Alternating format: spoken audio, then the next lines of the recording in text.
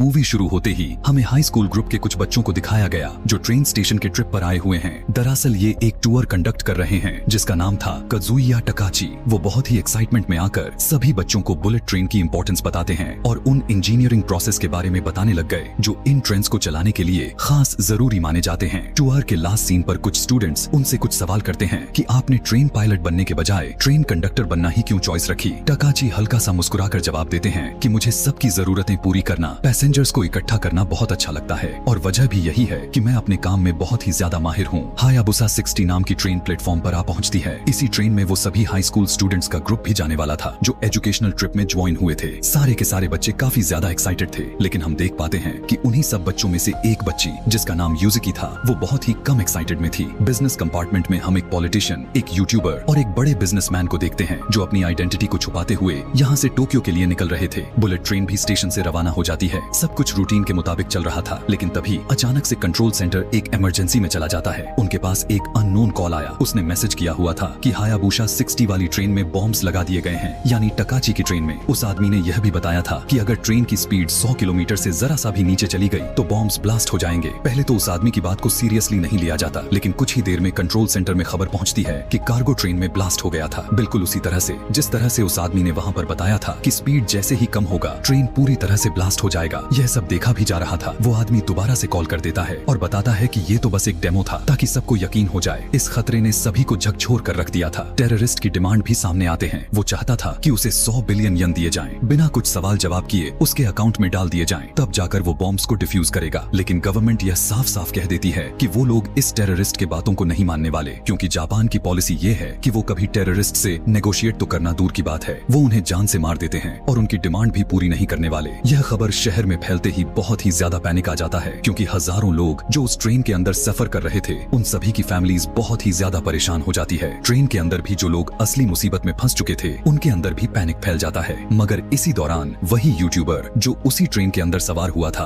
अपना social media platform को use करता है। वो दरअसल एक ऑनलाइन पोर्टल बनाता है जहां लोग डोनेशंस दे सके और टेररिस्ट की मांगी हुई अमाउंट को इकट्ठी की जा सके, क्योंकि गवर्नमेंट ने उस अननोन आदमी जिसने बॉम्ब लगाया हुआ था उसे कुछ भी देने से मना कर दी थी। हैरानी की बात तो यह था कि पूरी जापान के लोगों ने डोनेशंस देना शुरू कर दिया और एक के बाद एक करके पैसे पे पैसे आने लग जाते हैं। आने वाले हर डोनेशन की स्क्रीनशॉट और अकाउंट का बैलेंस अपने अकाउंट में लगातार शेयर करते चला जाता है। इसी दौरान ट्रेन में सभी बातें कर रहे थे कि आखिर वो कौन हो सकता है जिसने बॉम्ब को लगाया होगा। सबको यही लग रहा था कि बॉम्ब लगाने वालों में से एक आदमी जरूर इसी ट्रेन में हो सकता है, और यहाँ पर शक जाता है एक मास्क पहने हुए इंसान पर, क्योंकि जब सभी लोग पैनिक हुए जा रहे थे तो वो बहुत ही आराम से अपना लंच कर रहा था। यहाँ पर पास्ट की कहानी के बारे में पता चलती है कि उसकी एयरक्राफ्ट रिपेयर की एक कंपनी थी। कुछ अरसे पहले उनकी कंपनी ने एक हेलीकॉप्टर को रिपेयर किया हुआ था, लेकिन किसी एक इंसान की लापरवाही की वजह से वो हेलीकॉप्टर सही नहीं हो पाया। उसी हेलीकॉप्टर में काफी सारे स्टूडेंट्स ने सवार हुए तो अचानक से वो हेलीकॉप्टर क्रैश होकर ब्लास्ट हो गया, जिसकी वजह से उसको और उसके कंपनी को बहुत ही भारी नुकसान उठाना पड़ा और तब से लोग उसे नफरत करने लग गए। जब लोग उसे पहचान लेते हैं तो ज्यादा गुस्से में आ जाते हैं। ये आदमी जो पहले से ही परेशान था वो डिप्रेशन में आ जाता है, मगर उसी के पास बैठी हुई पॉलिटिशियन जिनके ऊपर भी आजकल बहुत सारे स्कैंडल्स बने पड़े थे वो उसे सहारा देते हैं, उसकी जान बचाते हैं और उसे बताते हैं स्कैंडल्स लोग एक ना एक दिन भूल जाते हैं। इसी पैनिक के दौरान में यहाँ पर एक लड़की आ जाती है, वही स्टूडेंट जिसका नाम यूजिकी, जो मूवी के शुरुआत से ही काफी अजीब लग रही थी। पता चलता है कि बॉम्ब्स को लगाने वाला कोई और नहीं बल्कि यूजिकी खुद है। हाँ, हम सही सुन रहे हैं। एक स्कूल की बच्ची ने यह इतना बड़ा प्लान किया हुआ था, वो भी सिर्फ अपने डैड से बदला लेने के लिए।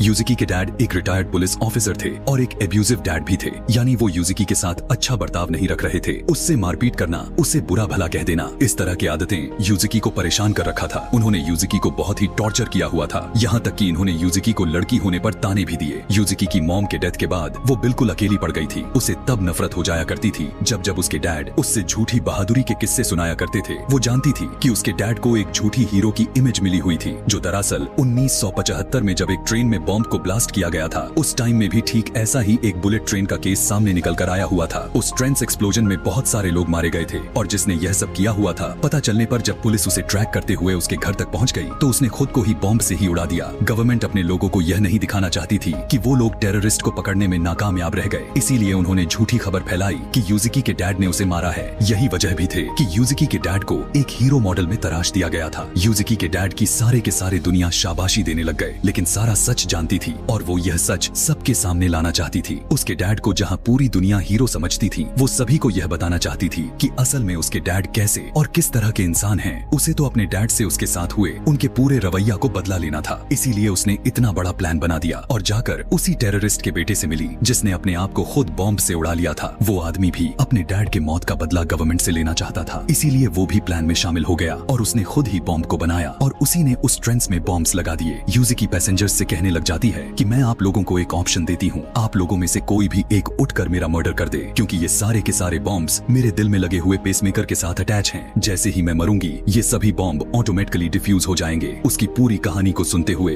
टकाची को उस पर बहुत ही ज्यादा तरस आ जाता है। वो उसकी तरफ बढ़ता है, गुस्से में आकर उसे मारने के बजाय वो उसे गले से लगा लेता है। खैर, रेस्क्यू ऑपरेशन को भी शुरू कर दिया जाता है। अथॉरिटी ने पहले यह फैसला किया कि सबसे पहले जिस कंपार्टमेंट में बॉम्ब्स नहीं लगाए गए हैं, पैसेंजर्स को उसके अंदर शिफ्ट कर दिया जाए। काफी सारे लोगों को उस न लगने बॉम्ब वाले कंपार्टमेंट में भेज दिया जाता है, जिसके बाद उस कंपार्टमेंट को चलती हुई ट्रेन से अलग कर दिया जाता है। लेकिन अभी भी बहुत सारे लोगों की जान खतरे में थी और उन बाकी सभी लोगों को बचाने के लिए कंट्रोल रूम में एक आदमी यह प्लान बनाता है कि वो लोग इसी ट्रेन के बिल्कुल पैरेलल में एक नई ट्रेन को चलाएंगे ताकि लोगों को हायाबुसा 60 से दूसरे वाले ट्रेन में शिफ्ट करके उनकी जान को बचा लिया जाए। एक नई ट्रेन हायाबुसा ट्रेन के बगल में आ जाती है। दोनों ट्रेन की स्पीड सेम रखी जाती है। दोनों ट्रेन के बीच में एक ब्रिज बनाया जाता है और पैसेंजर्स एक एक करके कांपते हुए कदमों के साथ दूसरे वाले ट्रेन में जाने लग जाते हैं। इतना कुछ करने के बावजूद भी 9 पैसेंजर्स थे जो इसी ट्रेन में फंसे हुए थे। वो ट्रेन भी टोक्यो की तरफ काफी रफ्तार में बढ़ रही थी और उसी दिन टोक्यो स्टेशन भी बंद पड़ा हुआ था, क्योंकि टोक्यो स्टेशन पर कंस्ट्रक्शंस चल रही थी। वक्त बहुत ही कम हो चुका था। ट्रेन की स्पीड कम करते तो मारे जाते और अगर टोक्यो स्टेशन पर जाकर ट्रेन को रोकते तो और भी ज्यादा लोग मारे जाते और साथ में सारा टोक्यो स्टेशन भी तबाह हो जाता।